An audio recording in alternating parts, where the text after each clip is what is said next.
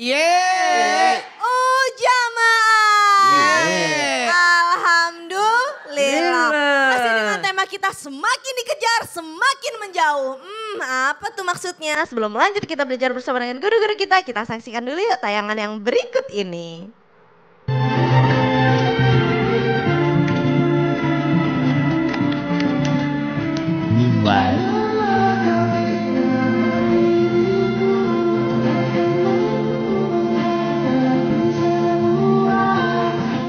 Ustadz Abdul Rahim, Ustadz Blangkon, Masya Allah. Monggo Ustadz, nih kita mau belajar lagi nih Ustadz. Okay. Tadi kan saya bilang sama Ustadz Syam, kalau ngomongin harta itu manis rasanya.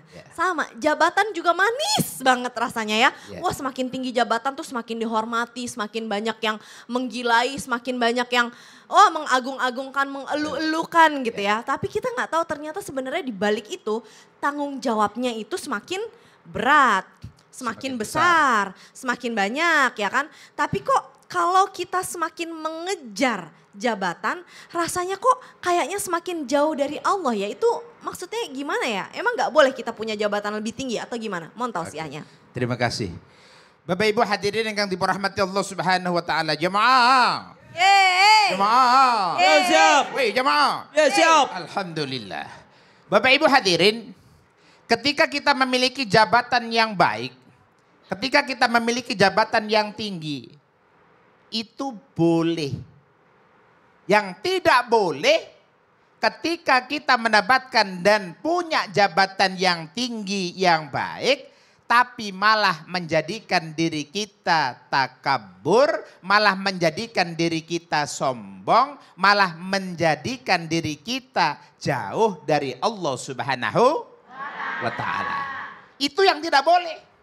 Yang boleh yang mana Ustadz? Yang boleh adalah ketika kita mendapatkan satu jabatan, mendapatkan satu pangkat, mendapatkan satu kedudukan. Jabatan, pangkat, kedudukan kita gunakan kemaslahatan untuk umat. Lebih-lebih kita jadikan sebagai wasilah mendekatkan diri kepada Allah Subhanahu wa Ta'ala. Gini apa gini?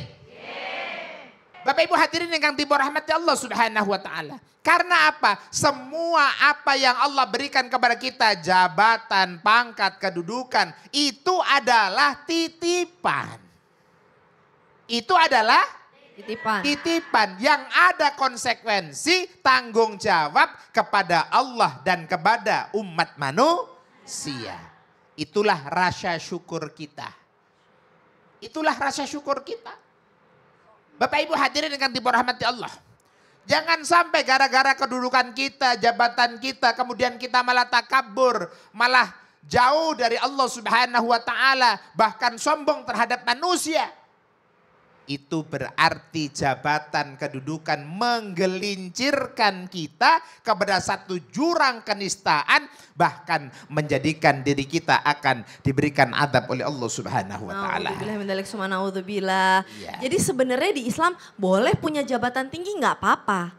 Boleh dan harus bahkan. Harus bahkan karena sahabat-sahabat Rasul pun juga jabatannya tinggi-tinggi. Iya. Tapi manfaatnya juga banyak. Amin. Kasih tepuk Habis tangan itu dulu jangan- dong Bu. Amin. Luar biasa Ustadz Maulana. Ya. Kalau udah Ustadz Maulana kesini artinya kita mau masuk ke Segmen Ustadz bertanya. Kami menjawab. Kalau begitu saya akan milih Ibu. Silakan Ibu. Assalamualaikum warahmatullahi wabarakatuh. Waalaikumsalam warahmatullahi wabarakatuh.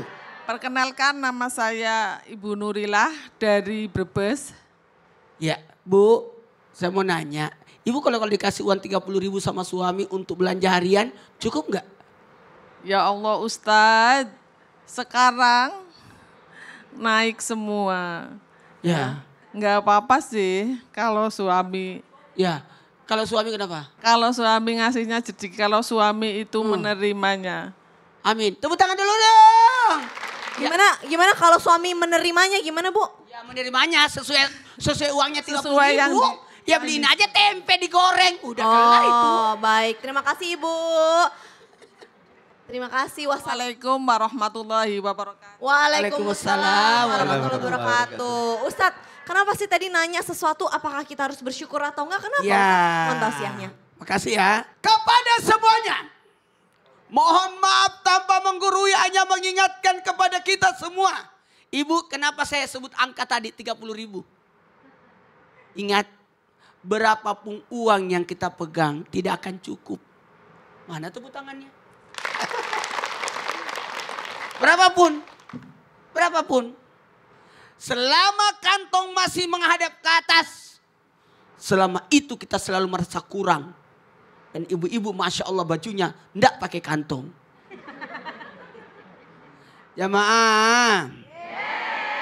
Tanpa adanya rasa syukur atas apa yang kita miliki, maka semakin dikejar makin menjauh. Dikasih 2 gunung emas, tidak akan merasa cukup itu. Tidak akan merasa cukup. Makanya orang-orang yang tidak bersyukur maka diberikan 5 siksaan padanya.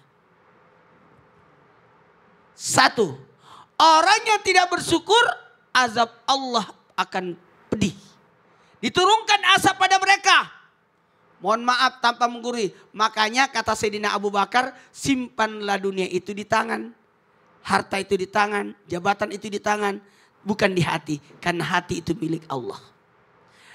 Azab dan tergolong dosa besar bagi orang tidak bersyukur. 30.000 berarti masih ada. Ada orang tidak dikasih uang sama sekali. Ada malah istrinya disuruh kerja. Ibu masih mending dikasih uang. Ada yang tidak dikasih. Ibu masih dikasih. Ada orang yang justru dia yang digunakan tenaganya. Nauzubillah. Asap, dosa, mohon maaf. Ini bahayanya. Ketika ada orang yang tidak bersyukur, kelihatan apa? Terlihat apa dia? Sombong. 1, 2, 3. Sombong. Orang-orang yang tidak bersyukur, selain nauzubillah azab, dosa, sombong, hatinya tidak akan tenang. Karena tidak ada rasa cukup di hatinya. Makanya mohon maaf tanpa menggurui, kita harus menanamkan sifat qanaah. Apa? Qanaah. Apa itu qanaah? Merasa cukup. Cukup sih nggak mungkin, tapi kita harus merasa cukup. Kita harus merasa cukup. Kalau dikasih uang secukupnya aja. Ada 10.000 bu, bisa sampai setahun. Oh bisa Ustadz? Beli kalender. Oh kalendernya sampai setahun Iya. maksudnya. Kirain kaget saya. Tapi satu lagi nih. Apa Ustadz? Orang yang tidak bersyukur berpotensi untuk marah. Oh. Berpotensi untuk nggak menerima. Jadi ada 5 bahayanya jika orang tidak bersyukur. Selain daripada tadi nauzubillah summa nauzubillah, azab, dosa, kemudian sombong dan tidak tenang hidupnya dan sering marah-marah. Naudzubillah min dzalik summa naudzubillah. Kasih tepuk tangan dulu dong Bu. Jadi cara kita hidup tenang adalah syukur. Karena semakin bersyukur Allah kasih lebih malahan ya. Allah tambahkan. Alhamdulillah, alhamdulillah, alhamdulillah. Ditambah lagi sama Allah, ditambah lagi sama Allah. Masya Allah. Insya Allah kita semua termasuk golongan orang-orang yang mudah bersyukur. Bersyukur. Amin, Allahumma amin. Sekarang kayaknya dari wajah-wajahnya nih udah jauh-jauh dari Brebes. Pengen bertanya sama guru-guru kita. Langsung aja deh kita masuk ke segmen Tanya Dong Ustadz. Kami semua tanya dong Ustaz. Oke, angkat tangannya Bu, yang tinggi semangat Bu. Oh, ini deh silahkan. Ibu yang mau bertanya, silahkan. Bismillahirrahmanirrahim. Assalamualaikum warahmatullahi wabarakatuh. Waalaikumsalam warahmatullahi wabarakatuh. Perkenalkan, nama saya Ibu Fitri dari Majelis Ta'lim Anisa Muslimat Desa Kertabesuki, Kecamatan Wanasari, Kabupaten Brebes, Jawa Tengah. Oke, mau bertanya sama siapa Bu? Izin bertanya kepada Ustadz Syam. Ya, Siap, monggo. Ibu. Kadang kita fokus mengejar ekspektasi orang agar kita bisa dihargai oleh orang lain. Tapi kita makin jauh untuk menghargai diri kita sendiri. Mohon penjelasannya Pak Ustadz. Baik, terima kasih. Wassalamualaikum warahmatullahi wabarakatuh. Waalaikumsalam warahmatullahi wabarakatuh.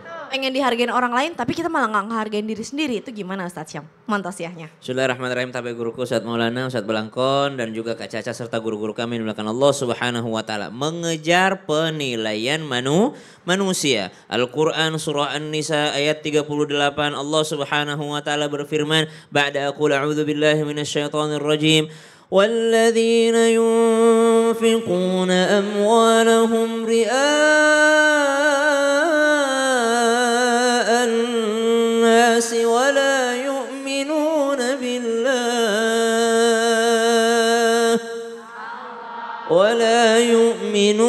بالله ولا باليوم الآخر ومن يكن الشيطان له قرينا فساء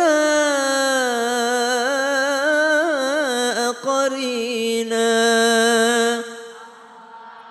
Ekspektasi manusia yang ia kejar, penilaian manusia yang ia kejar, pujian manusia yang ia kejar, sehingga disebut dalam istilah agama riya, pengen dilihat, sum'ah pengen didengar, ujub pengen dikagumi. Walladzina yunfiquna amwalahum, oh iya dia berbuat baik, dia keluarkan hartanya, dia bantu orang lain, tapi ternyata hatinya riya'an nas. Karena pengen dipandang oleh manusia biasanya berujung satu, sakit hati. Kenapa sakit hati? Pasti dia pikir, kenapa ya dia tidak terima kasih sudah saya bantu. Kenapa? Yang dia tunggu terima kasih dari manusia. Kenapa ya nama saya tidak disebut padahal saya sumbangan saya lebih banyak daripada si ibu itu. Kenapa yang disebut si ibu ini ya? Padahal gara-gara saya mereka semua bisa berangkat ke Islam itu indah. Ada tuh kadang-kala sakit hati yang didapatkan karena dia kejar ekspektasi manusia. Akhirnya tidak bisa menghargai dirinya sendiri. Tidak bisa menikmati untuk dirinya sendiri. Kenapa? Yang dikejar biar dipuji sama orang lain. Kata Al-Quran, وَمَنْ يَكُنِ الشَّيْطَانُ لَهُ قَرِينًا. Orang ria itu seakan-akan menjadikan setan sebagai temannya. Dan seburuk-buruknya teman adalah syaitan. Kemudian ada nasihat yang sangat indah. Orang-orang yang mengejar ekspektasi orang lain. Ridwan nas ghayah la tudrak.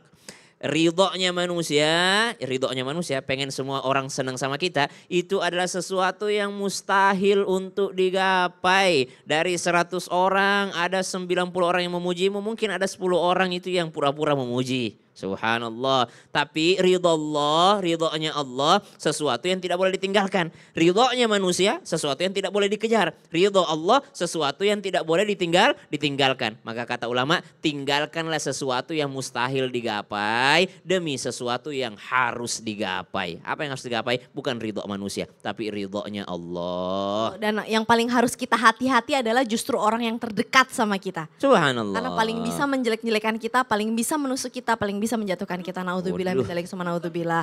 Baik, jazakallah khair Ustadz Syam. Kasih tepuk tangan dulu dong Bu. Luar biasa. Habis ini kita masih akan lanjut belajar bersama dengan guru-guru kita dengan tema semakin dikejar semakin menjauh. Jadi jangan kemana-mana, tetap di Islam itu indah. Jamaah. Yeay. Oh jamaah. Yeay. Alhamdulillah.